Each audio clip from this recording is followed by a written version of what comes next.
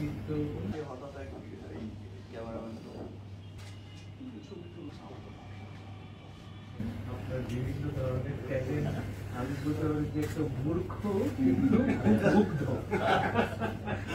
Thank you কিছু আপনার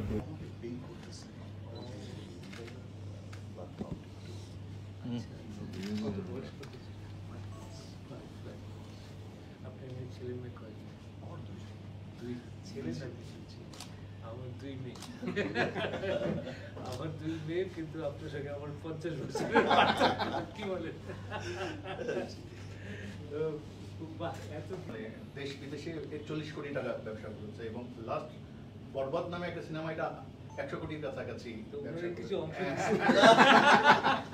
প্রফিটে অংশ দেয় না, সেটা তো দেয় না কিছু। এবং বাংলাদেশের সর্বোচ্চ পারিশ্রমিক উনি পান 3 কোটি টাকা একটা ছবিতে। এবং লাস্ট যে ছবি তুমি এটা বললে না, কারণ ইনকাম ট্যাক্স ওরা ধরবে না, ধরে তো এটাই ছাপান। How wonderful, really.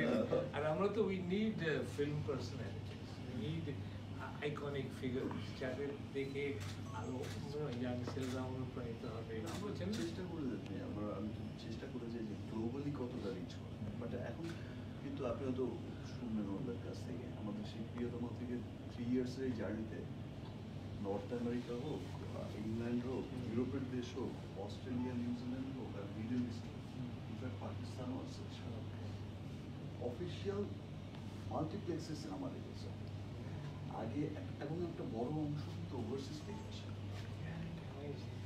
তো আপনাদের এগুলো কি ডাবড হয় ইংরেজিতে? কিছু সাবটাইটেল করে দেয়, সাবটাইটেল করে দেয়, সাবটাইটেলের মাত্র।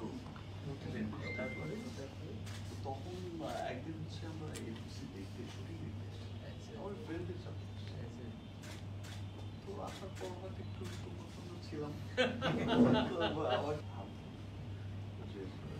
আসলে কিছু ছবি তুলতে আসেন, পরের দিন পরের দিন আসেন, আপনি নাই হবেন কি বলে পরের দিন ছবি নিতে আসছি আমার ওই বন্ধুদের সাথে আসছি। আসার পরে আমি সেই তার সাথে দেখা করে আমরা চলে যাচ্ছি। এর মধ্যে একজন ডিরেক্টর ছিলেন, বলুন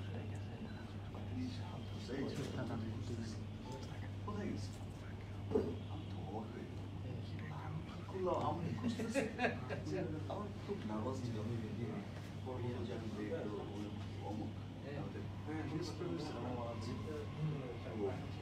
তুমি করবা? আমি কিন্তু একটাই ছিলাম,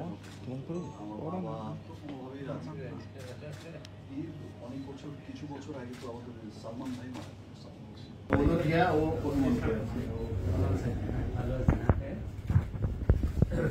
খুবই খুবই মানে হয়তো সম্মানিত বোধ করছি আমি সত্যি আমার টিকিটটা আমার বাচ্চা আপনার হসপিটালে তখন ইমার্জেন্সিতে করতে আমি তার পরের দিন সকাল 10টার সময়